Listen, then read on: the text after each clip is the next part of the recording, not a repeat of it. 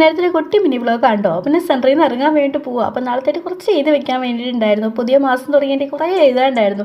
അപ്പോൾ അതൊക്കെ എഴുതി തീർത്തിട്ട് പിന്നെ നാളത്തേക്ക് കുറച്ച് വർക്ക് പെൻഡിങ് ഉണ്ടായിരുന്നു കേട്ടോ. പിന്നെ നമ്മൾ എഴുതി തീർത്തിട്ട് കംപ്ലീറ്റ് ആയില്ല, കുറച്ച് അപ്ഡേഷനൊക്കെ ഉണ്ട്. അപ്പോൾ അതൊക്കെ പെൻഡിങ് ആയിട്ടുണ്ടായിരുന്നു. അപ്പോൾ അതൊക്കെ ഞാൻ എഴുതി വെച്ചു കേട്ടോ, നാളെ നോർക്കാൻ വേണ്ടിയിട്ട്. ഞാൻ മിക്ക ദിവസം അങ്ങനെയാണ് കേട്ടോ. അപ്പോൾ നാളത്തേക്ക് ചെയ്യാനുള്ളത് പെൻഡിങ്ങുള്ള വർക്ക് തലേദിവസം ഞാനൊന്ന് എഴുതി വെച്ചിട്ട് പോട്ടെ, ജസ്റ്റ് ഒന്ന് നോട്ട് ചെയ്തിട്ട് പോകും. എങ്ങാനും വിട്ടു പോയാന്ന് വിചാരിച്ച് പിന്നെ നമ്മൾ വീണ്ടും ഒന്ന് ഫ്രഷ് ഒക്കെ ആയിട്ട് പിന്നെ നമ്മൾ ദോശ ഉണ്ടാക്കുവാണ്.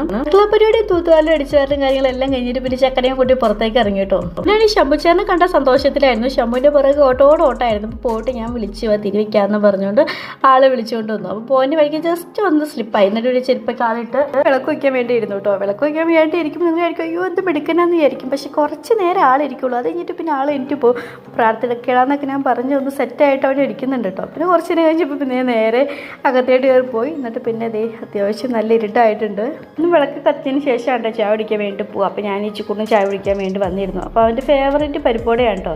പരിപ്പോടെ എല്ലാം കഴിച്ച് പിന്നെ കിച്ചോട് വരുമ്പോഴത്തേക്ക് റെഡി ആയിട്ട് എന്നുള്ളത് പറഞ്ഞു നമുക്ക് ഉത്സവത്തിന് പോകാൻ വേണ്ടിയിട്ട്. അപ്പം നമ്മളെല്ലാം സെറ്റായിട്ട് ഇരുന്നു. അപ്പോൾ ഞാൻ വീടിൻ്റെ അടുത്ത് കാവാണ് കേട്ടോ. അപ്പോൾ അവിടെ ഉത്സവമാണ്. അപ്പോൾ ഞങ്ങളവിടെ വന്നിട്ടുണ്ട്. അപ്പോൾ പ്രോഗ്രാമൊക്കെ ഉണ്ട് കേട്ടോ.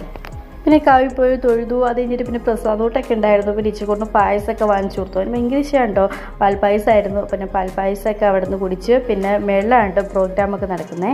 അപ്പോൾ ഇനി നമുക്ക് നേരെ പരിപാടി ചെയ്യാൻ വേണ്ടിയിട്ട് പോകണം. ഈ ദിവസം ആയതുകൊണ്ട് എൻ്റെ ക്ലാസിക്കൽ ഡാൻസ് ആയിരുന്നു കേട്ടോ കുട്ടികളുടെ. പിന്നെ ഞങ്ങൾ കുറച്ച് നേരം ആ പരിപാടിയൊക്കെ അവിടെ നിന്ന് കണ്ടു. അപ്പോൾ ഇച്ചിക്കുട്ടിനെയും കാണിച്ചു കൊടുത്തു. അത് കഴിഞ്ഞിട്ട് പിന്നെ നമ്മൾ നേരെ പോയത് പെട്ടിക്കടയായിട്ടാണ്. പെട്ടിക്കട നമ്മൾ മെയിൻ ആണല്ലോ. ഇപ്പോൾ ഓരോ നേരത്തോളം പെട്ടിക്കട മൊത്തം ഒന്ന് കയറി ഇറങ്ങി അവൻ എന്തൊക്കെയോ കളിപ്പാട്ടം ഉണ്ടായിരുന്നു അതൊക്കെ വാങ്ങിച്ചു. പിന്നെ ഞാനും ഒന്ന് കറങ്ങി തിരിച്ച് എനിക്ക് വേണ്ടത് വാങ്ങിച്ചു. അത് പിന്നെ നമ്മൾ നേരെ വീട്ടിലോട്ട് വന്നു. അപ്പോൾ ഇന്നേക്ക് ഇത്രേ ഉള്ളൂ. ബൈ.